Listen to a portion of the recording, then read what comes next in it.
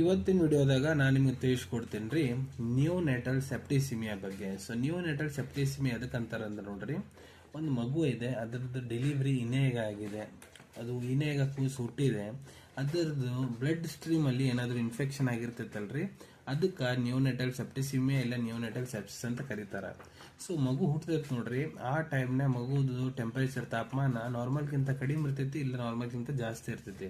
So ಇದು ಆಗ್ಲಿಕ್ಕೆ ಕಾರಣ ಏನಂದ್ರೆ, ತಾಯಿ ಲಾಸ್ಟ್ ವೀಕ್ಸ್ ಏನಿರ್ತದೆ ಪ್ರೆಗ್ನೆನ್ಸಿದು ಒಂದೆರಡು ವಾರ ಡೆಲಿವರಿ ಆಗೋದಕ್ಕಿಂತ ಮುಂಚೆ ಅವ್ರದ್ದು ಹೆಲ್ತ್ ಕಂಡೀಷನ್ ಸರಿ ಇಲ್ಲ, ಅವ್ರಿಗೆ ಏನಾರ ಜ್ವರ ಗಿರ ಬಂದಿದ್ರೆ ಈ ರೀತಿ ಆಗ್ತೈತಿ.